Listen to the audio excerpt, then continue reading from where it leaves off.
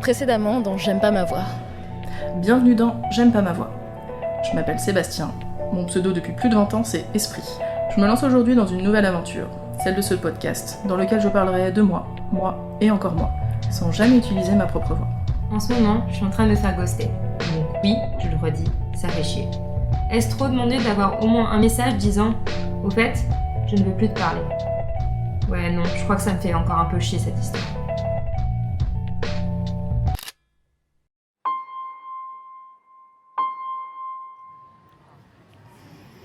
Il y a pas très longtemps, à l'anniversaire d'une amie proche, j'ai rencontré tout un tas de nouvelles personnes avec qui j'ai passé un très bon moment. Bien sûr, après, on s'est pratiquement tous ajoutés sur Facebook, en se disant qu'il faudrait trop qu'on fasse des trucs ensemble plus tard. Et ça va jusqu'à présent, même quelques semaines après, je me souviens de tout le monde.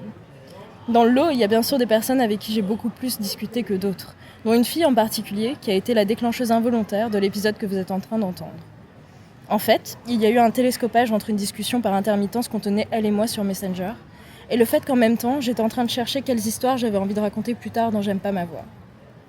Et donc voilà, plus on parlait, elle et moi, de tout et de rien, plus je plongeais en parallèle dans mes souvenirs et mes traumatismes d'adolescence pour y trouver un des moments particuliers qui font encore de moi ce que je suis aujourd'hui.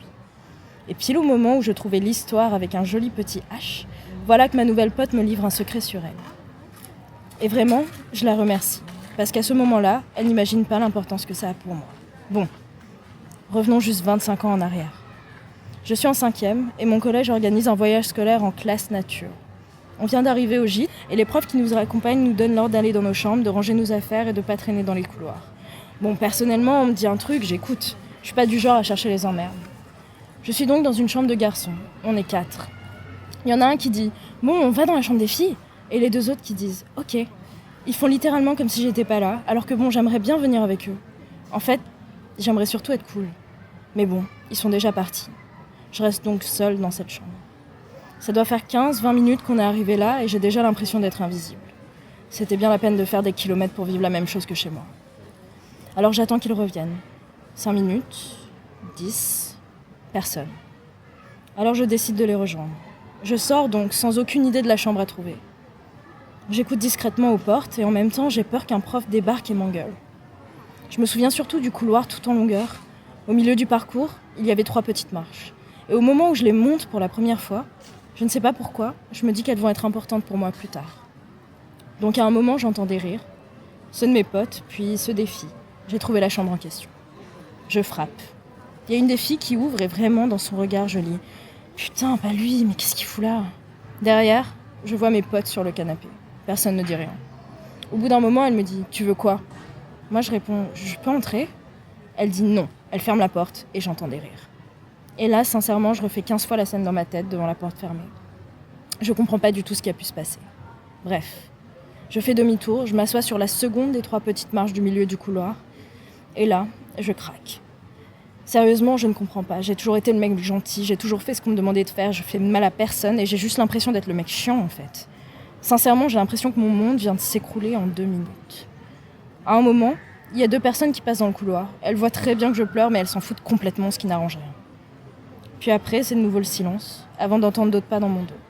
Et là, il y a une fille de ma classe que je connais juste un peu et qui me demande ce qui se passe. J'ai pas trop envie de lui dire parce que bon, j'ai pas envie qu'elle se foute de ma gueule.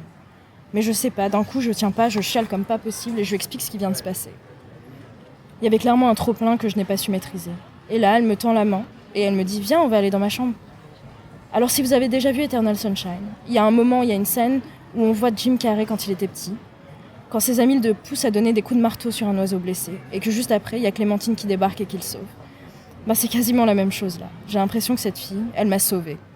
Elle s'appelait Alexandra, et elle a été ma première meilleure amie fille. Pendant tout le séjour, on a passé pratiquement toutes nos journées ensemble, on a parlé de plein de trucs, et elle m'a confié des choses très intimes, parce qu'elle me disait qu'elle avait confiance en moi. Et ça, juste ça m'a boosté comme pas possible, et ça me booste encore aujourd'hui. J'avais plus forcément envie d'être la personne la plus cool de ma classe. Bon, si, un peu quand même. Mais j'avais aussi envie qu'on me fasse confiance et qu'on me dise des secrets. Si bien qu'aujourd'hui, quand une fille me dit des choses qu'elle ne dit pas à tout le monde, je repense souvent à Alexandra et à cette porte fermée. Je me dis que oui, ça fait encore un peu mal quand j'y repense, mais que finalement, je suis assez contente de ce que ça a pu me faire vivre par la suite.